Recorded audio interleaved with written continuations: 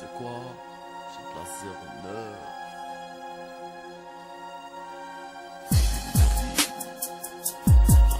La 09. Chers téléspectateurs, bonjour. Comme le dit l'adage, toute personne en bonne santé est un malade qui s'ignore. Votre émission Santé et Bien-être est là pour vous informer. Donc, nous allons parler premièrement alimentation et santé. C'est parti avec notre première rubrique.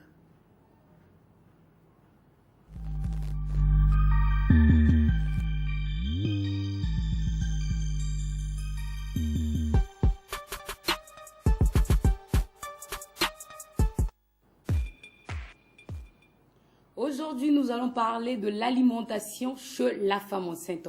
Prenez bien note, l'alimentation chez la femme enceinte. Avant de vous dire plus, avant de vous en dire plus, suivez cet élément. Enceinte.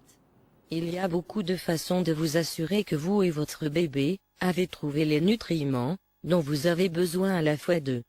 Quelle femme mange et boit pendant la grossesse est la principale source de nourriture de son bébé. Ainsi, les experts recommandent que la mère d'être de choisir une variété d'aliments et de boissons sains pour les magasins, fournissent les nutriments importants, a besoin un bébé, pour la croissance et le développement. Les conseils de spécialistes de la nutrition, sur le principaux aliments de grossesse. Vous ne devez pas aimer ou de les manger tous, mais choisir vos favoris, pour donner votre grossesse. Pour Nutritionnel Boost. Prenant femme âgée de 19 ans, et plus ont besoin 1000 mg de calcium par jour, les adolescentes enceintes, âgées de 14 à 18 mg par jour, ont besoin de 1300. Nutrition. Il est incroyable de voir ce que vous obtenez dans un œuf, pour seulement environ 90 calories, dit par expert.you, doivent manger sain. Manger avant, pendant et après la grossesse. 12 vitamines et minéraux, les œufs contiennent beaucoup de protéines de qualité, ce qui est essentiel, pour les œufs prenant 6 points sans même contenir des acides gras oméga 3, importants pour les deux cerveaux, et de la vision de développement. Salmon. Saumon riche en protéines de haute qualité, dit expert, mais il est en exceptionnellement bonne source de gras oméga 3, qui sont bons pour le développement de votre bébé, et peut aider à stimuler votre humeur et, contrairement à l'espadon, thésard, til, et le requin, le saumon a de faibles quantités de méthylmercure, un composé qui peut être nocif, pour le développement de ton système. White nerveux de votre bébé, qui a des niveaux élevés de mercure, devrait être évité, comme le mercure est un métal, qui peut être nocif pour le cerveau, en développement du bébé. Ton palais conserve à moins de mercure, et est plus sûr de manger pendant la grossesse. Haricots.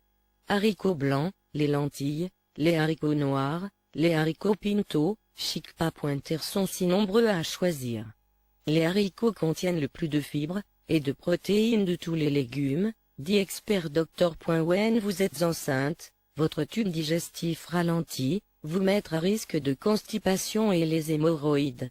La fibre peut aider à prévenir et soulager ces problèmes. Food, qui contient la fibre tend à être riche en nutriments, cela est certainement vrai de haricots, qui sont de bonnes sources de fer, acide folique, le calcium et le zinc.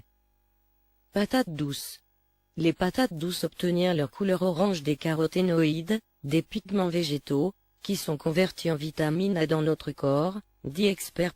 Consuming trop, préformé. Vitamine A peut être dangereux, les caroténoïdes sont un type différent, de sorte qu'ils sont convertis en vitamine A seulement comme l'exige, donc il n'y a pas besoin de restreindre votre consommation de fruits et de légumes vitamine A riches. Les patates douces sont une excellente source de vitamine C hanche, acide folique et de fibres. Cuire supplémentaire et de les enregistrer pour découper plus tard comme une collation. Popcorn et d'autres grains entiers. Les grains entiers, y compris le maïs soufflé, sont importants dans la grossesse, car elles sont riches en fibres et en nutriments, dont la vitamine E, le sélénium et phytonutriments, composés végétaux, qui protègent les cellules. Il y a beaucoup d'autres grains entiers là-bas, à partir de la farine d'avoine à l'orge. Fluffy, quinoa à goût de noisette, est l'un des grains de quinoa favoris. Walwar est facile à faire et est très riche en éléments nutritifs, particulièrement la protéine, ce qui en fait un super elle-même. La canne à sucre jus de canne à sucre est riche en zinc, le chrome, le cobalt, le magnésium, le calcium, le phosphore, le potassium et le cuivre. Il contient des vitamines A, C, B1 et B2, B5 et B6 et de fer. Outre cela, il contient des antioxydants, de protéines et de fibres solubles phytonutrients. It est jugé bénéfique pour les femmes enceintes en raison de son contenu en fer et en folate. Ces contenus améliorent le niveau d'hémoglobine chez les femmes enceintes. Il empêche le bébé à naître de la variété de malformations congénitales. Les noix et aux amandes. Les noix et les amandes sont une des sources les plus riches d'oméga 3.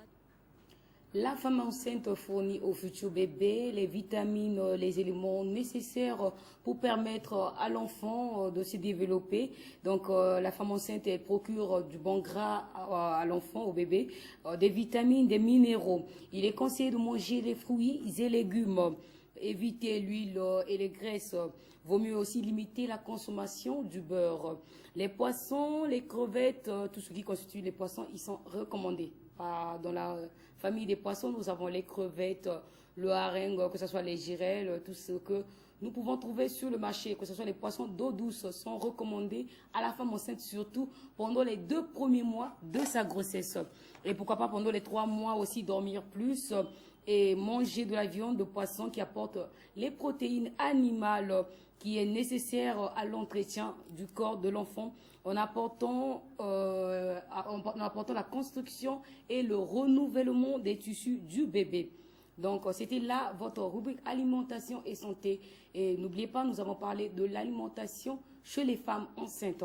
Une femme enceinte, elle a son régime alimentaire particulier, ce qui lui permettra de bien garder l'enfant, de permettre au fœtus de grandir dans des bonnes conditions dans son ventre et jusqu'à ce que l'enfant va naître en bonne santé, parce que l'alimentation aussi va contribuer à la bonne santé de l'enfant à sa naissance. Donc faites attention à ce que vous mangez, surtout quand vous êtes enceinte. Nous passons à notre rubrique Disease. Chris Joy, c'est parti.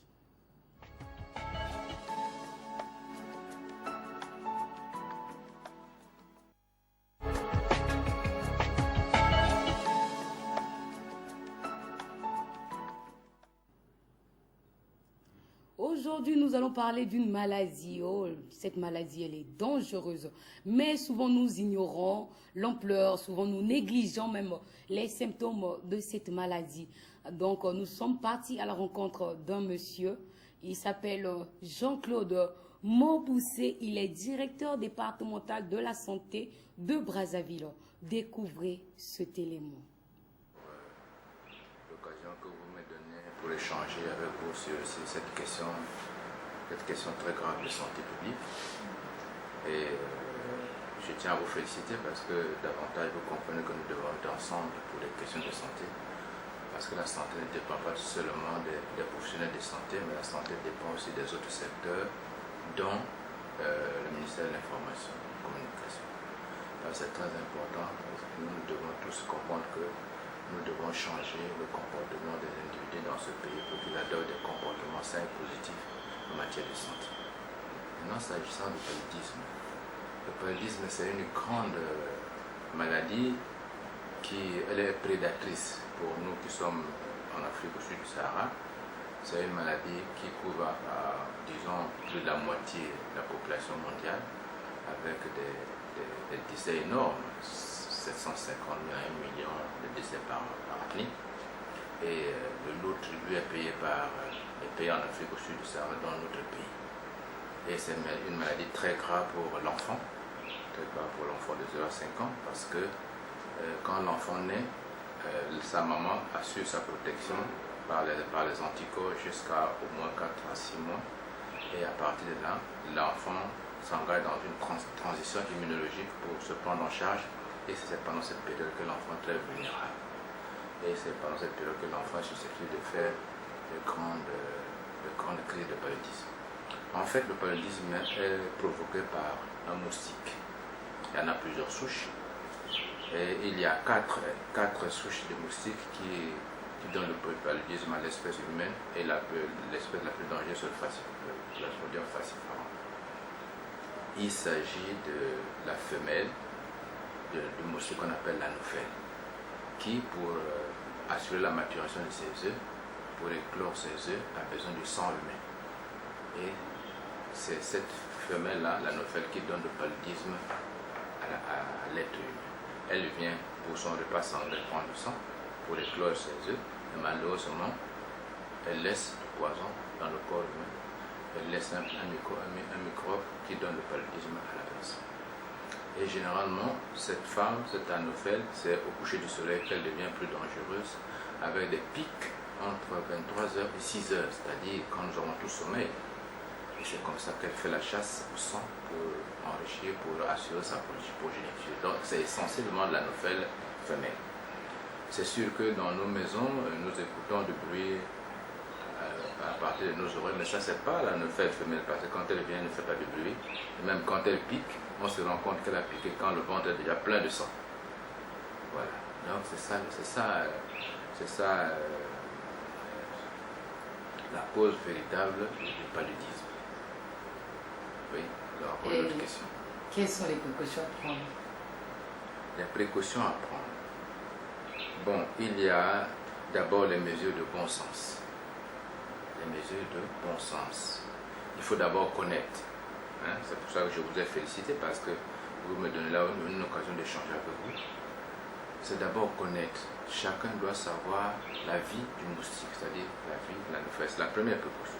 Donc chacun doit chercher à connaître comment l'anophèle vit et comment elle opère. Dès qu'on connaît ça, on sait que quand le soleil va commencer à se coucher, là, on prend des précautions. Quand on est dehors de la maison, il faut qu'on se vêtisse de, tu vois comment tu es habillé, avec des habits qui couvrent les manches longues. Et puis les parties ouvertes, on peut frotter les produits revulsifs qu'on appelle en termes techniques pour permettre à l'anophèle de ne pas piquer la personne. Maintenant, quand vous êtes dans la maison, il faut tout faire pour fermer toutes les ouvertures, les fenêtres, les portes, hein, quand il fait nuit. Et mieux, mettre les grillages ou bien les moustiquaires sur les ouvertures. Moi, j'en ai l'expérience. Chez moi, j'ai mis ça et puis vraiment, je suis en sécurité. Vous mettez les grillages pour les moustiquaires sur les ouvertures. Mais la prévention efficace, c'est de dormir sous la moustiquaire. Je vous ai parlé de la vie de l'anophèle. À quelle heure elle pique? Donc c'est mieux de dormir sous la moustiquaire, de préférence imprégnée. Mais si elle n'est pas imprégnée, c'est déjà une moustiquaire qui constitue une barrière mécanique. Donc la nuit, dans nos zones en milieu tropical, il faut dormir sous moustiquaire. Moustiquaire ou moustiquaire imprégné. En tout cas, il faut dormir sous la moustiquaire. Mais tout à l'heure, j'avais dit qu'il y a des mesures de bon sens. L'anophèle femelle, c'est une dame. Pour faire éclore ses œufs se trouvent dans les petites flaques d'eau qui se trouvent autour des maisons, dans les mares, dans les boîtes de conserve qu'on jette par mégarde. Et puis là, il y a la petite collection d'eau. Elle vient pour pondre ses œufs. Donc en fait, on devait être vigilant pour nettoyer autour de soi toutes ces petites collections d'eau évacuées, parce que c'est là où vivent les larves. Et donc, ça renvoie à la notion d'assainissement du milieu, la notion de l'hygiène du milieu, la notion de bon sens, hein, de la propreté, de là où on vit, de ce que l'on fait. Donc voilà pourquoi je dis c'est d'abord les mesures de bon sens. Et ça, si nous tous, bon, sans oublier les pouvoirs publics, dans le cadre de l'assainissement général de la ville, mais si déjà chacun dans sa parcelle, dans sa chambre, comprend que le paludisme, l'anophèle, vient à la chasse pour prendre notre sang et qu'il a des mesures efficaces, très simples, qui ne sont même pas onéreuses, je crois qu'on peut faire reculer cette maladie qui est très grave. Mais je vous assure que c'est une maladie qui est vraiment prédatrice. Elle tue beaucoup. Je vous ai donné l'ordre de grandeur des décès. C'est la même chose au Congo. Vous allez voir tout le profil épidémiologique, quelles que soient toutes les saisons, elle est dominée par cette maladie. Les formes simples comme les formes graves. Vous voyez? Entre-temps, bon, le président a formalisé une politique de gratuité, de prise en charge des cas de paludisme simple et grave chez l'enfant de 0 à 15 ans. et chez la femme enceinte et chez la femme enceinte. Ces mesures ne sont pas encore caduques, elles sont de mise, sauf que les intrants ne sont plus donnés aux équipes pour assurer la prise en charge gratuite. Quoi qu'il en soit, sur le terrain, les équipes s'emploient à prendre les cas de paludisme de manière gratuite avec le recouvrement de coûts. Le recouvrement de coûts, c'est l'argent que payent les populations au prestataires des services qu'ils reçoivent dans les formations sanitaires. Et cet argent-là, il y a eu des dispositions juridiques qui ont fait que cet argent doit être gardé par divers les formations sanitaires pour leur permettre d'assurer la viabilité des services, la pérennité des services, la pérennité de toutes les activités. Voilà ce qui se passe. Donc, je vous ai parlé des précautions, c'est ça, mais je crois que je vous ai parlé qu'il s'agit vraiment d'un problème de bon sens. Nous avons toutes les capacités de faire reculer le paludisme, donc il faut qu'on sache que le paludisme n'est pas une fatalité. Elle est meurtrière, c'est vrai, elle n'est pas une fatalité, mais avec la somme de connaissances dont nous disposons actuellement, nous sommes capables vraiment de faire reculer le paludisme, et d'autres pays l'ont fait, et nous pouvons aussi le faire. Mais il faut qu'on soit ensemble, vous, journalistes, pour communiquer davantage avec nous, et communiquer dans tous les patois, le français, l'anglais, le français, le lingala, le kituba et d'autres dialectes du Congo, parce qu'il s'agit de faire adopter nos compatriotes des comportements sains. Et ça, c'est possible. À moins de quoi? Le traitement, il y a... je ne veux pas trop aborder ça. Je ne veux pas trop aborder ça parce que j'ai peur de l'automédication. Voilà, on ne dit pas les médicaments. Voilà. C'est quelque chose. Oui, mais il y a ce qu'on appelle le traitement curatif, c'est-à-dire quand le malade tombe à des signes cliniques, fièvre et tout ça, le malade reçoit un médicament ou deux médicaments qui traitent. Ça existe.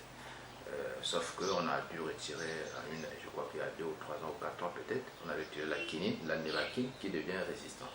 Mais il y a encore des molécules qui traitent le paludisme comme la quinine. Et puis actuellement les dérivés de la témisinine qui sont nettement supérieurs, qui traitent efficacement le paludisme. Il y a le traitement préventif. Le traitement préventif, actuellement on assure beaucoup plus la prévention du paludisme chez la femme enceinte. Chez la femme enceinte, à partir de 4 mois, on appelle ça le traitement intermittent au sulfate d'oxyne pyrimétamine pour protéger l'enfant pendant la grossesse. Dès qu'il y a des mouvements actifs à partir de 4 mois, on met la femme sous sulfate d'oxyne pyrimétamine pour que l'enfant pour que la femme n'ait pas de problème pendant toute sa période de gestation. Je peux ajouter que le paludisme, parmi les conséquences, l'une des conséquences les plus graves, c'est provoquer les avortements, c'est provoquer les accouchements prématurés. Quand les choses étaient classiques, hein, quand la clinique était classique, dès que la fièvre s'allumait, on pouvait penser au paludisme dans nos milieux, hein, dans le milieu tropical. Et la fièvre s'accompagne de beaucoup de choses, de céphalée, de vertige, de fatigue. Et ça, déjà, on peut suspecter le paludisme qu'on peut confirmer avec une goutte d'épaisse ou bien avec un autre examen spécifique pour mettre en évidence le parasite. Mais il y a des formes graves, il y a des paludismes graves qui peut craquer d'un ténon, devenir grave, la personne fond dans le coma ou présente des crises convulsives, comme les formes simples peuvent évoluer graduellement vers les formes graves. Mais ça, il faut que je souligne, parce que ça relève des mauvaises pratiques de nos compatriotes, de tout le monde. Malheureusement, à partir de l'automédication, qu'est-ce qui se passe? Quand quelqu'un a la fièvre, ou bien quand quelqu'un a des maux de tête, il va à côté dans un kiosque, il prend l'Ibuca, il prend une autre molécule assimilée, et il a la sensation de bien-être, parce que la fièvre tombe, il a les sueurs, il pense qu'il est guéri. Mais il n'est pas guéri du tout. Il a seulement cassé la fièvre, ce qu'on appelle en termes techniques la thermolyse, mais le parasite fait son affaire dans le corps. Faire son affaire, c'est quoi? Je peux rapidement vous rappeler ce qui se passe. Quand l'endophèle pique la personne, elle injecte le microbe dans le sang. Le microbe a un parcours dans le corps humain, passe dans le foie et puis se retrouve dans le sang. Dans le sang, c'est pour intégrer le globule rouge. Le globule rouge, c'est cette cellule du sang qui apporte l'oxygène au corps, à toutes les cellules de l'organisme. Donc le plasmodium rentre dans le globule rouge et détruit le globule rouge qui a la mission d'apporter de l'oxygène à toutes les cellules du corps. Nous, qu'est-ce qui nous donne l'oxygène? C'est l'arbre. Vous imaginez, s'il n'y a plus d'arbre, est-ce que nous, on va encore respirer? On n'aura plus d'oxygène. Donc voilà l'intelligence macabre de cette dame qui, pour prendre le sang pour assurer sa progéniture, laisse du poison dans notre sang qui détruit les globules rouges qui apportent de l'oxygène à toutes nos cellules. Voilà la gravité du paludisme. C'est pour ça qu'il faut faire, c'est très dangereux, il faut qu'on communique davantage sur le paludisme. Donc je vous ai parlé du traitement curatif, du traitement préventif chez la femme enceinte. Il n'y en a plus chez d'autres couches, de personnes parce qu'il y a eu des problèmes de résistance. Il faut vraiment au maximum garder les molécules qui fonctionnent. On assure seulement la prévention médicale chez la femme enceinte. Mais je vous ai déjà parlé de la prévention avec les moustiquaires imprégnés, mais il y a beaucoup plus de mesures de promotion de la santé. Il faut communiquer davantage, il faut assainir le milieu, il faut nettoyer chez soi. On revient à la règle d'or, la propriété chasse la maladie. Automatiquement, non. Justement, si la femme enceinte est bien suivie dans les services de consultation prénatale, si la femme est bien suivie dans les services de consultation prénatale, à partir du 4e mois, la femme est sous surveillance d'oxypyrimétamine pour protéger l'enfant contre la transmission du paludisme, par ce qu'on appelle le paludisme congénital. C'est-à-dire, la maman qui est paludisme, mais puisqu'il y a une connexion entre l'enfant et sa mère à partir du cordon ombilical, le parasite peut passer par le cordon ombilical et aller chez l'enfant et donner ce qu'on appelle le paludisme congénital. Donc c'est possible si une femme n'est pas bien suivie dans les services de consultation prénatale. Donc, moralité, il est très important pour les femmes en grossesse de venir se faire suivre en consultation prénatale dans les centres de santé intégrés qui sont les premiers centres de contact entre les services de santé et la population. Il faut qu'on soit convaincu, il faut qu'on le dise davantage à toute la population que le premier niveau de contact entre quelqu'un qui a des soucis de santé dans la population, dans un quartier, dans un ménage, le souci de santé, le premier niveau de contact, c'est le centre de santé intégré, où les services sont disponibles, c'est-à-dire il y a le personnel, il y a les médicaments, il y a les documents qui leur permettent de bien travailler, il y a tout, et à moindre coût, à très moindre coût, à moindre coût. Donc ce premier niveau de contact permet généralement de régler tous ces cas de paludisme, parce qu'ils ont toute l'intelligence pour ça. Absolument éviter de l'automédication, parce que l'automédication, généralement, les médicaments sont pris dans la rue. Les conditions de conservation ne sont pas bonnes. C'est généralement la contrefaçon. Et puis, les effets thérapeutiques escomptés ne sont pas tels. Le paludisme cérébral, c'est le paludisme grave. C'est le paludisme grave. C'est quand le parasite a pu malheureusement atteindre malheureusement le cerveau. Et c'est là, parce que je vous ai dit que le paludisme, le microbe, quand il est dans le sang, provoque la destruction des globules rouges. Et quand cette destruction se passe dans le cerveau, ça constitue le paludisme grave. Et ça, c'est vraiment gravissime. Le malade va dans le coma. Le malade peut présenter des convulsions. Quand le malade, on appelle ça accès pernicieux, le malade peut présenter des cris de convulsions, ou même peut provoquer des épisodes psychiatriques, c'est-à-dire quelqu'un devient comme fou. Hein, on dit qu'il est fou, après, ça peut être un paludisme cérébral. Mais là aussi, il n'y a pas à s'alarmer, il y a des médicaments qui traitent de manière spectaculaire, il y a des protocoles qui sont là, et dès que les médecins compétents, et bien ça ce n'est pas aussi si le malade passe par le centre de santé intégré, automatiquement, en dehors de quelques gestes de sauvegarde de la vie, on envoie le malade à l'hôpital et le malade est pris immédiatement en charge, généralement de manière spectaculaire, sous kiné, sous artémisinine injectable, par voie IV, perfusion, le malade s'en sort de manière spectaculaire. Heureusement. Que pouvez-vous dire à l'endroit des téléspectateurs qui vous suivent? D'abord à l'endroit de vos journalistes, qu'on communique éternellement sur les questions de santé publique, les questions de santé communautaire, parce que l'une des interventions majeures pour améliorer la santé de la population dans la durabilité, c'est la promotion de la santé. Et l'un des aspects de la promotion de la santé, c'est communiquer, informer, éduquer. Donc vous et nous devons être dans le même bateau pour faire que les gens comprennent davantage comment ils peuvent se protéger, comment ils peuvent protéger les siens sur des questions dangereuses de santé publique, les problèmes dangereux de santé publique. Donc vous constituez pour nous un secteur connexe, c'est comme ça qu'on dit, un secteur connexe par excellence. Ensuite, à la population. La population dit qu'il y a des mesures de bon sens, qui relèvent totalement de bon sens. Il suffit de faire l'hygiène du milieu. Dégager autour de soi des boîtes qui comprennent des petites collections d'eau, de l'eau, il faut bien fermer, certainement les fûts d'eau, tout ça, pour les besoins domestiques, mais il faut bien conserver ça.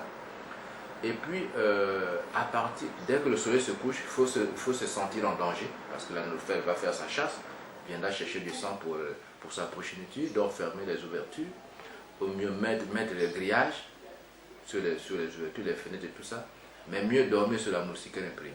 Maintenant, nous avons certainement des difficultés d'offrir des moustiquaires imprégnés à tout le monde, mais dormir d'abord sur moustiquaire, parce que ça constitue une barrière mécanique. Bon, on ne va pas toujours être enfermé, c'est difficile, hein, l'homme a besoin d'être un peu libre. Si on est dehors, dès que le soleil se couche, il faut qu'on sache que l'anophèle est en train de rôder pour prendre du sang. Donc il faut se vêtir des habits qui peuvent ne pas permettre à cette femme de prendre du sang. Et au mieux, s'il y a des produits, il y a des produits dans le marché, hein, vous pouvez vous frotter tout ça là, on appelle ça des produits révulsifs qui font que l'anophèle puisse ne pas vous piquer. Voilà. Mais franchement, j'ai dit que le paludisme c'est une maladie grave, elle donne la maladie à tout moment et elle est pourvoyeuse de décès malheureusement, elle décède. Mais c'est aussi une maladie, nous avons l'ascendant sur cette maladie. Il s'agit pour nous de prendre d'un engagement individuel, un engagement familial, communautaire, mais un engagement politique. Mais l'engagement politique, je suis en train de parcourir le cadre juridique, ce que l'État a pu mettre à faveur de la population. Vraiment, l'engagement politique est là. Le plus souvent, l'engagement politique n'est pas soutenu ou n'est pas exécuté ou n'est pas matérialisé par nous qui sommes derrière. Et les communautés ne sont pas éclairées aussi. Voilà ce qui se passe. Donc, il faut que les populations sachent que le paludisme, ce n'est pas une fatalité, qu'on peut la vaincre, mais que nous serons tous debout. Et reconnaître que c'est parmi les 3 maladies les plus graves actuellement sur la planète, aux côtés du sida, la tuberculose, ont formé une alliance macabre avec le sida, et puis le paludisme. Ce sont des grandes tueuses, sans compter des maladies qui sont en train d'émerger comme l'hypertension artérielle avec les accidents vasculaires cérébraux, avec le diabète, mais sans oublier les accidents de voie publique. Les accidents de voie publique deviennent aussi un problème de santé publique. Voilà. Donc le paludisme, on peut encore discuter de ça comme vous voulez, n'importe comment. Il faut qu'on en parle. En Lingala, en Kituba, et à notre niveau, dans le cadre de nos plans, nous avons introduit ces volets de promotion de la santé, de prévention, de prise en charge des cas. Et avec les autorités, il faut que les autorités prennent leur part parce qu'ils doivent au mieux assainir, parce qu'il y a quand même des grands travaux au niveau de l'assainissement. Mais les petits travaux qui relèvent vraiment du domestique, nous devons tous s'y mettre pour faire reculer le paludisme. Et ça, c'est possible. Merci beaucoup. Merci. Je vous remercie pour...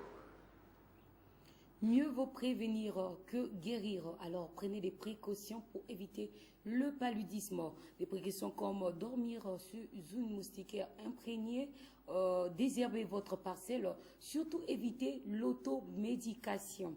Pour les femmes enceintes, il est recommandé de vous faire consulter, donc faire des consultations prénatales.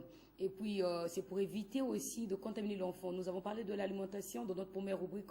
Si vous ne mangez pas bien, vous contaminez votre enfant et vous ne favorisez pas la bonne santé au bébé. Mais si vous ne faites pas vos consultations aussi, l'enfant risque de naître en mauvaise santé. Donc, toute mère responsable à cette lourde charge de garder son enfant, de qui naissent, elle a la responsabilité de voir l'enfant naître dans une bonne santé et jouir d'une santé de fer. C'était là le directeur départemental de la santé publique de la santé de Brazzaville, Jean-Claude Moboussé. Nous passons à notre troisième rubrique, cosmétique.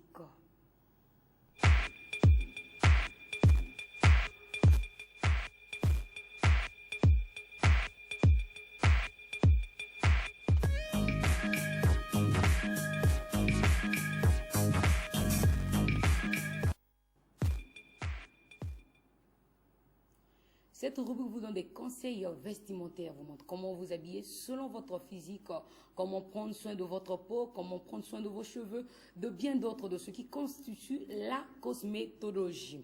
Aujourd'hui, nous allons donner des conseils vestimentaires, mais en ce qui concerne le jean, le port du jean par rapport à sa morphologie. C'est parti.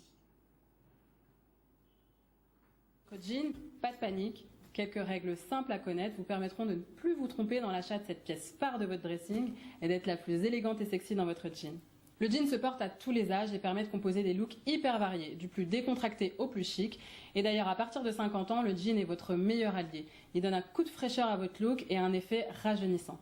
Quand on choisit un jean, il faut tenir compte de la coupe du jean. Elle doit être adaptée à votre morphologie pour mettre en valeur vos jambes ainsi que l'ensemble de votre silhouette. Les poches arrière du jean doivent être proportionnelles à la taille de vos fesses, la qualité de la toile pour une meilleure durée dans le temps, et la couleur de la toile, parce qu'il faut savoir que les couleurs sombres affinent et allongent la silhouette, tandis que les couleurs claires ont plus tendance à étoffer la silhouette. Allons maintenant plus dans le détail par rapport à votre silhouette. Si vous êtes très mince, votre objectif va être de trouver un jean de qualité qui étoffe un petit peu votre silhouette pour mettre en valeur vos jambes. Pour cela, je vous conseille d'éviter les jeans amples type jean boyfriend car ils ne feront que vous faire paraître encore plus mince. Vous allez disparaître dans cette pièce trop large, vous allez vous retrouver noyé derrière une forme trop ample et vos belles jambes ne seront pas mises en valeur. Les jeans de couleur sombre car ils vont affiner davantage votre silhouette et c'est pas ce qu'on recherche. Alors préférez à mon sens les jeans slim ou les jeans skinny. Ce sont des jeans un petit peu plus moulants que les jeans slim et ils sont parfaitement adaptés à votre silhouette. Les jeans de couleur claire pour étoffer un peu vos cuisses. Les toiles brillantes, les toiles à imprimer, vous voyez toutes ces toiles qui apportent du volume à la silhouette. Si vous avez les hanches prononcées, l'objectif va être de ne pas trop accentuer la forme de vos hanches, mais de les souligner délicatement pour mettre en valeur cet atout. Pour cela, je vous conseille d'éviter les jeans slim parce qu'ils sont trop près du corps et ça va déséquilibrer votre silhouette. Ils vont trop accentuer la forme de vos hanches car ils sont très serrés sur toute la jambe. Donc visuellement avec un slim, on va vraiment voir que vos hanches parce qu'au niveau des mollets c'est resserré et du coup vraiment ça va mettre l'accent sur vos hanches et on va avoir l'impression qu'elles sont plus larges que ce qu'elles ne sont. Les poches arrière de jean trop petites ou trop espacées car ça a tendance aussi à élargir davantage les fesses. Donc préférez à mon sens les jeans droits car ils sont moins moulants sur le bas de la silhouette et donc bien plus flatteurs pour votre morphologie. Vous pouvez même opter pour un jean droit taille haute si vous avez une taille marquée ou si vous avez une taille fine pour mettre subtilement en valeur vos hanches parce que le fait que le jean soit taille haute, ça va porter l'accent sur vos hanches mais la coupe droite du jean va équilibrer l'ensemble de votre silhouette. Vous voyez, il n'y aura pas de déséquilibre. N'hésitez pas également à vous tourner directement vers les jeans évasés, type bootcut ou flare. Ils vont permettre d'équilibrer vos hanches avec le bas de votre silhouette. Néanmoins, on dit qu'ils sont plutôt réservés aux femmes grandes car ils ont tendance à tasser la silhouette, les petites silhouettes. Donc si vous êtes petite, optez pour un jean évasé mais pas trop évasé et qui reste tout de même près du corps. Et portez-le avec des talons hauts. Les jeans boyfriend vous mettront également en valeur. Donc littéralement, le jean boyfriend, c'est le jean de son petit ami, de son boyfriend en anglais. C'est donc un jean qui se porte plutôt large et qui ne va pas vous serrer au niveau des hanches et des mollets. Néanmoins, évitez de le choisir trop large tout de même, parce que si vous le choisissez trop large, ça va vous élargir. Et donc préférez les jeans boyfriend taille haute, sans grosses poches qui baillent pile au niveau des hanches, parce que ça aussi, ça va élargir votre silhouette. Et pensez à associer votre jean boyfriend à un top très féminin pour casser le côté assez masculin du jean boyfriend. Côté toile du jean, je vous conseille d'opter pour une toile foncée, comme les toiles brutes ou les toiles noires, pour affiner et allonger votre silhouette. Pour les poches arrière, préférez-les proportionnelles à la taille de vos fesses et plutôt rapprochées. Si vous avez les fesses plates, l'objectif va être de donner une impression de fesses un petit peu plus rebondies et de ne surtout pas les écraser. Et donc pour cela, je vous conseille d'éviter les poches arrière trop longues, car elles ont un effet aplatissant sur les fesses. Elles descendent sous vos fesses et visuellement, on a l'impression que la fesse est plus plate et tombante. Les jeans taille haute, car ils aplatissent aussi un peu les fesses, mais honnêtement, si vous aimez en porter, ne vous privez pas pour ça, parce que c'est pas non plus... Si vous choisissez les bonnes poches arrière, vous privez pas de porter un jean taille haute. Et donc voilà mes conseils pour que visuellement vos fesses paraissent un petit peu plus rebondies dans votre jean. Je vous conseille de privilégier les jeans slim, les jeans droits, les jeans bootcut ajustés, les jeans taille basse parce qu'ils vont donner une impression de fesses un petit peu plus rebondies, les jeans avec des petites poches arrière hautes et bien espacées, et les jeans avec une rehausse arrière placée haut pour donner un bel effet fesses rebondies. Donc la rehausse arrière, c'est cet espace entre la ceinture du jean et la couture en forme de V. Vous voyez, en haut de la poche, il y a une couture en forme de V. Et donc l'espace qu'il y a entre la ceinture du jean et cette couture, ça s'appelle la rehausse arrière. Et donc cette rehausse arrière, il faut qu'elle soit placée haut pour donner un effet fesses rebondies. Si vous avez les jambes courtes, l'objectif va être d'allonger votre silhouette et d'éviter les jeans susceptibles de vous tasser. Et donc pour cela, je vous conseille d'éviter les jeans très évasés, car ils auront tendance à vous tasser, tout simplement. Si vous tenez à porter des jeans très évasés, préférez-les 7/8e, c'est-à-dire, vous savez, les jeans qui laissent apparaître vos chevilles, et portez-les avec des talons, pour ne pas vous tasser.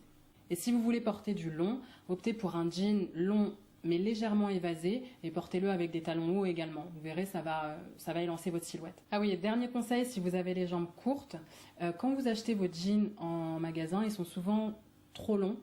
Et alors, soit vous avez plusieurs possibilités, soit vous pouvez faire un ourlet vous-même, enfin un ourlet, vous pouvez les retrousser, donc retroussez-les pas plus de 2 fois, il ne faut pas que ce soit trop épais. Ou vous avez aussi la possibilité de les faire retoucher, donc pour les faire raccourcir. Et alors, ce que je vous conseille, c'est vraiment de faire exactement le même ourlet qu'en magasin. Vous voyez, l'ourlet avec la surpiqûre. Surtout, ne faites jamais l'ourlet à l'intérieur du pantalon, comme ça, vous-même.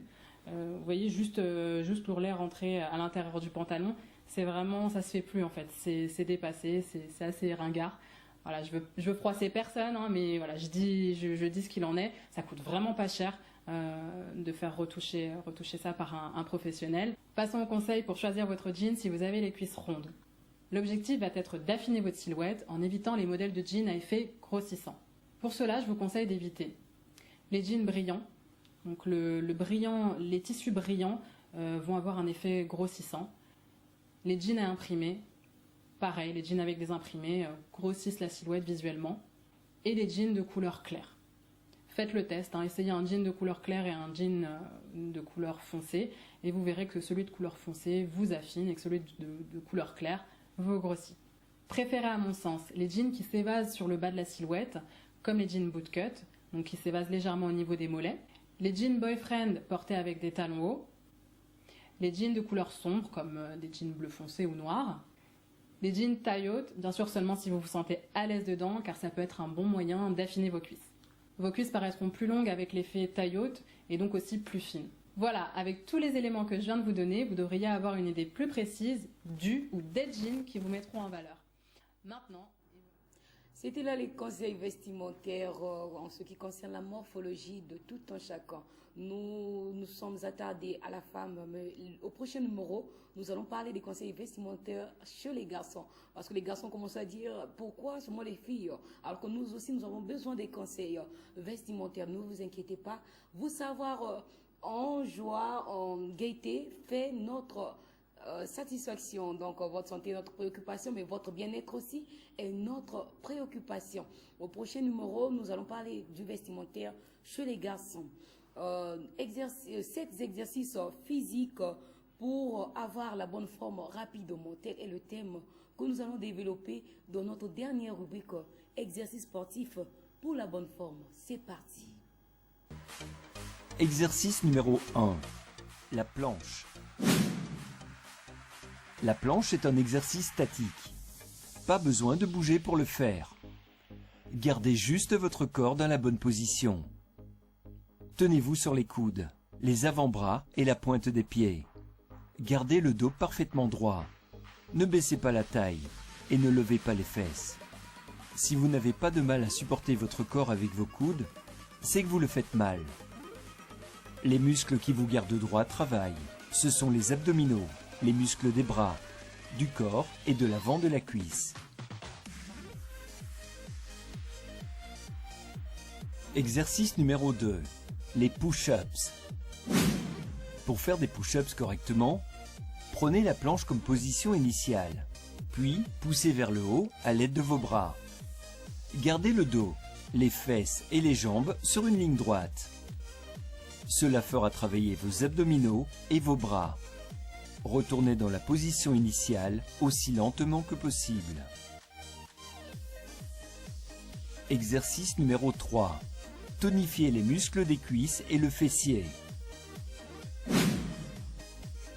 Pour commencer, tenez-vous sur les mains et les genoux.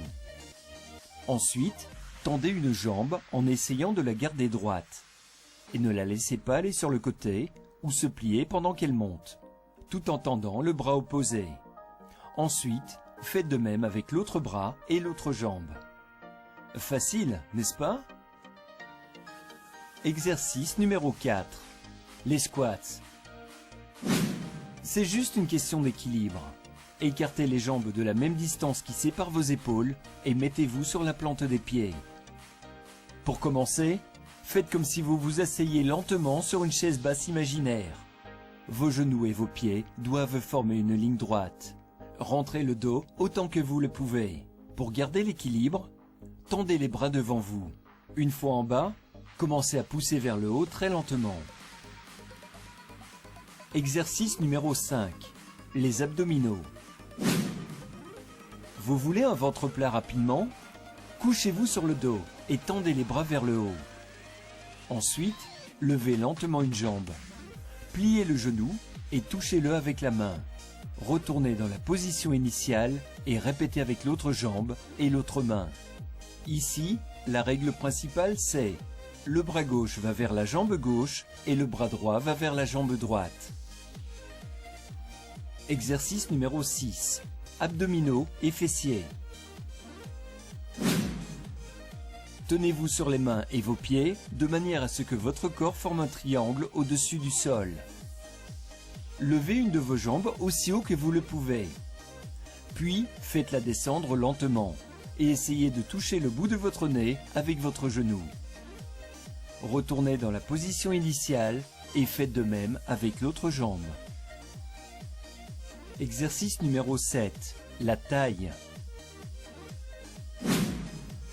Pour faire ce dernier exercice, écartez les jambes et pliez légèrement les genoux. Adossez-vous contre un mur. Entremêlez vos doigts ou prenez un ballon et déplacez lentement vos mains d'un côté à l'autre en essayant de toucher le mur. Le plus important, restez droite. Voici le bonus comme promis. Le programme de 4 semaines. Première semaine.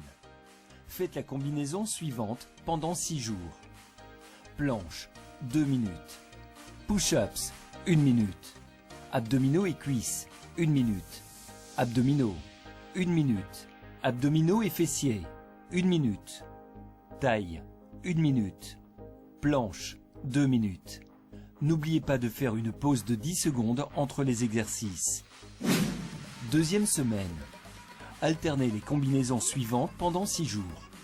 Faites aussi une pause de 15 secondes entre les exercices. Combinaison numéro 1. Planche, 3 minutes. Abdominaux, 3 minutes. Cuisses et fessiers, 3 minutes. Combinaison numéro 2. Taille, 3 minutes.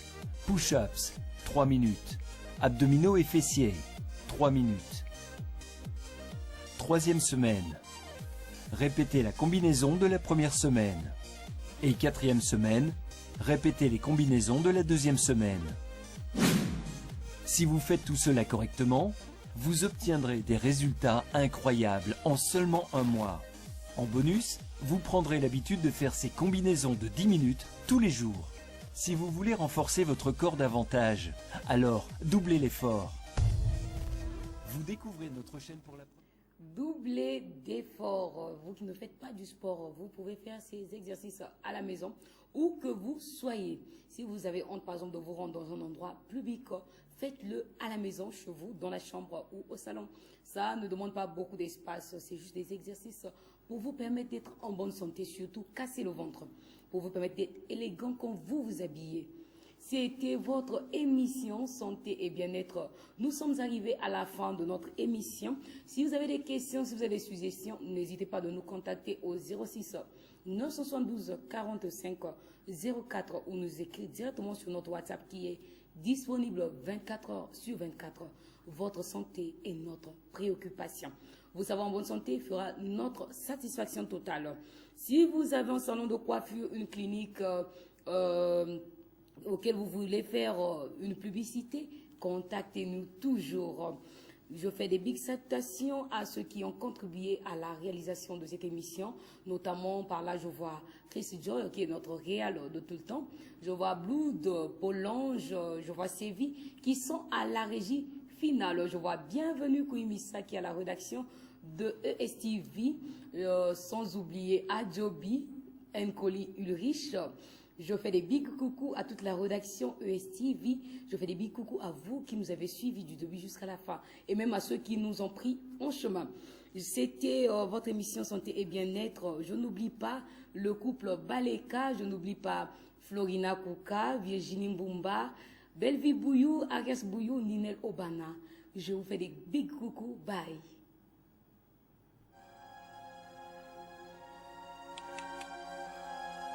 C'est quoi? J'ai placé 09.